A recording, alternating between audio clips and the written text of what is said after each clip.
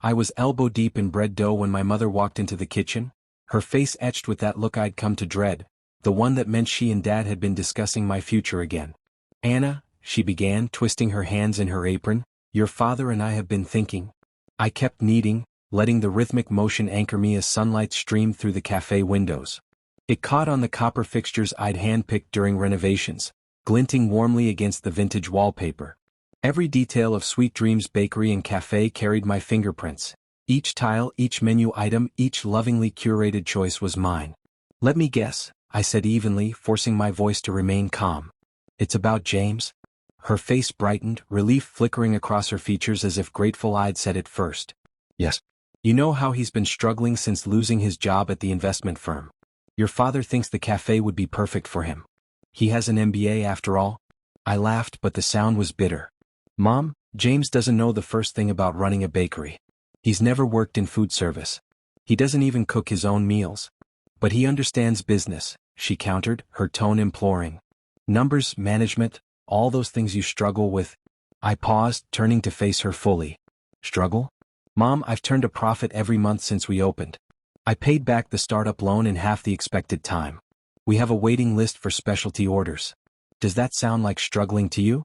Her expression softened, but it didn't change. To my parents, I would always be the impulsive daughter who dropped out of business school for culinary arts, while James was the golden child. The same James who'd been fired for reckless trading that cost his firm millions. "Your father's already spoken to James," she pressed as if my protests were falling on deaf ears. "He's excited. Think about it, Anna. You could focus on baking, the part you love, and let James handle the business side." I wiped my flour-dusted hands on my apron, my movements sharp. "This is my business, Mom. I built it. Dad may have co-signed the loan, but I'm the one who turned this old building into something special." She touched my arm, her voice laced with a patronizing gentleness. "Honey, we just want what's best for everyone. James needs this. He has a family to support. And I don't matter?" I asked quietly. "My dreams don't count because I'm single? Because I'm a woman?" "Don't be dramatic," she replied, brushing aside my words. "Your father's already drawn up the papers. James will be taking over as managing director next month." The floor seemed to tilt beneath me. "Dad can't do that," I whispered, but even as I said it, I remembered the fine print on the loan documents. His co-signature had come with conditions I'd foolishly ignored, trusting he'd never use them against me. That evening, Dad and James came to the cafe after closing. I sat across from them, my stomach churning as they outlined their plans for my dream. "We need to streamline operations," James announced, scrolling through his tablet. "Cut the specialty items and focus on mass-market appeal. No more of this artisanal nonsense."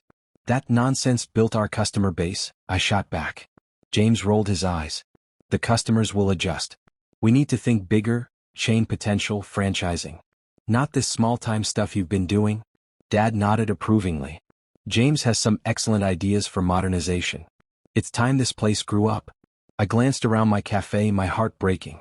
The hand-painted signs, the wall of customer photos, the carefully crafted pastries. Everything that made it special, everything that made it mine, was about to be erased. "And if I refuse?" I asked, though I already knew the answer. Dad's expression hardened. "Then I'll call in the loan. You can't afford to buy me out." He was right. I'd reinvested every penny into the business. Upgrading equipment, training staff, creating something sustainable. I didn't have the cash reserves to fight back. James leaned back, smirking. "Don't be difficult, Anna. This is for the best. You can keep baking your little treats and leave the real business to someone who understands it." I stood, reaching into my pocket. My hand closed around the small copper whisk on my keychain, a gift from my first employee on opening day. Slowly I set it on the table. "Go ahead," I said, my voice steady despite the storm inside me. "Take it.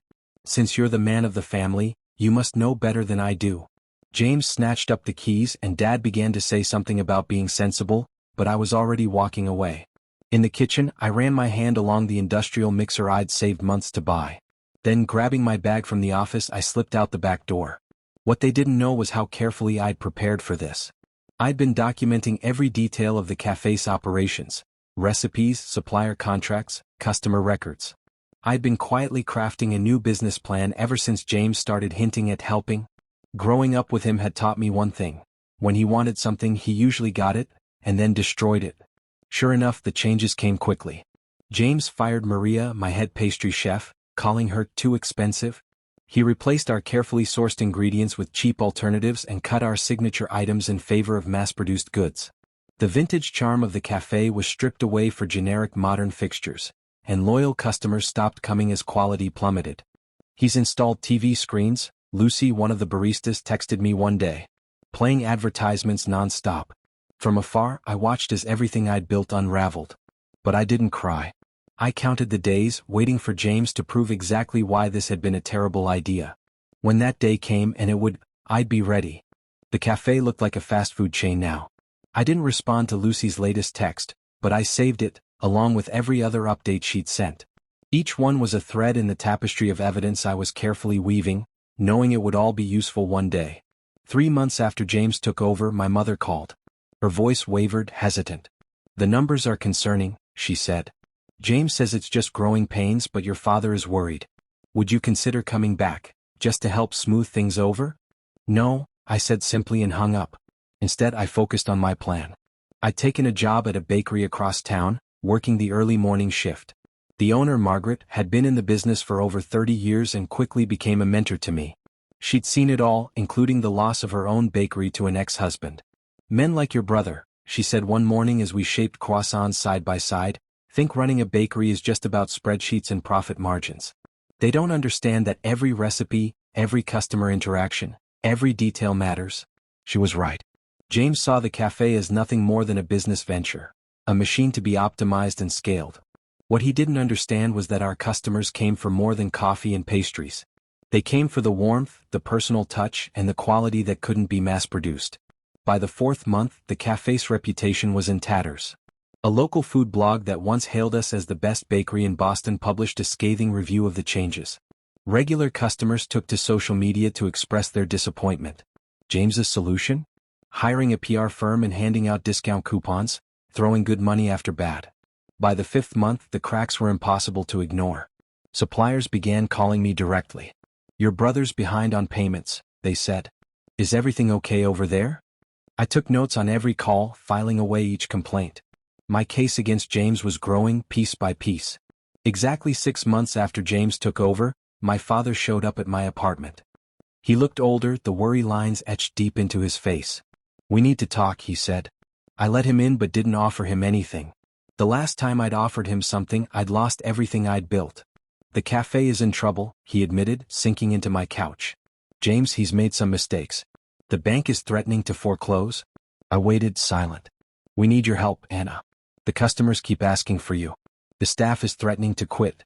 Even your mother can see we made a terrible mistake." "And James?" I asked, though I already knew the answer. Dad's expression darkened. "He's already moved on. Says the market wasn't right, the location was wrong. Some nonsense about economic conditions. He's talking about starting a cryptocurrency company now." Of course he was. James never stayed to face the fallout of his failures. "How bad is it?" I asked, though my industry friends had already told me most of the story. "Bad," he admitted. "We're 3 months behind on loan payments. Suppliers are demanding cash up front. The health inspector cited us for violations last week. We're weeks away from having to close permanently." I walked to my desk and pulled out a thick folder. It held 6 months of documentation. Photographs, customer complaints, supplier issues, financial records. Everything I'd gathered, knowing this moment would come. "Here's what's going to happen," I said, sitting down across from him. "You and Mom are going to sign the business over to me. Completely. No conditions. No co-signing. No family involvement. I'll take over the debt, negotiate with the bank, and rebuild what James destroyed." Dad opened his mouth to protest, but I held up a hand. "I'm not finished. You're also going to write a formal letter to every employee James fired, offering them their jobs back, with back pay. And you're going to take out a public notice in the local paper, acknowledging that removing me from the business was a mistake." He stared at me, the daughter he'd never taken seriously, and I saw the moment he realized how badly he'd underestimated me. "You've been planning this," he said slowly. "Since the day you let James take my dream away," I confirmed. "Did you really think I'd just give up and walk away forever?" 2 weeks later, I stood in my cafe again. This time it was truly mine, with no strings attached. The papers had been signed, the announcements made, the apologies issued. Maria was back in the kitchen, already working on restoring our signature items. Lucy and the rest of the staff were reinstalling the vintage decor they'd carefully stored away. The local food blog published a glowing article, "Sweet Dreams returns to its roots. Original owner takes back the reins." Our loyal customers began trickling back, drawn by the smell of fresh-baked bread and the promise of restoration. My mother stopped by on our first day back under my management. She lingered awkwardly by the counter as I decorated a wedding cake, something James had deemed unprofitable and eliminated. "I'm sorry," she said finally.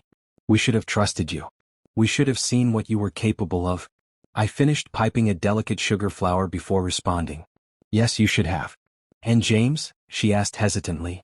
"Will you ever forgive him?" I thought of my brother, already onto his next scheme, leaving others to clean up his mess as always. "James did me a favor," I said. "He showed me how strong I am, how much I'm capable of. And he showed you exactly why you should have believed in me from the start." She nodded slowly and left. I went back to my cake, my kitchen, my dream. A dream I'd fought to reclaim. A year later, Sweet Dreams was thriving again. The loan was being steadily paid off, our reputation restored and enhanced. I'd even opened a small baking school next door, teaching others the skills I'd spent years perfecting. James never returned to the cafe. Last I heard, his cryptocurrency venture had failed, and he was trying his hand at house flipping. But I kept photos of his ill-fated corporate makeover prominently displayed in my office, a reminder of how far I'd come. Yesterday, a young woman came in for a job interview. Fresh out of culinary school, she was passionate about baking and eager to learn. She reminded me of myself at her age. "My brother says I'm wasting my time," she admitted nervously. "He says I should get a real job in business." I smiled, thinking of the journey that had brought me here. "Let me tell you a story," I said, "about a baker who lost everything to her brother's business sense, and how she got it all back and then some."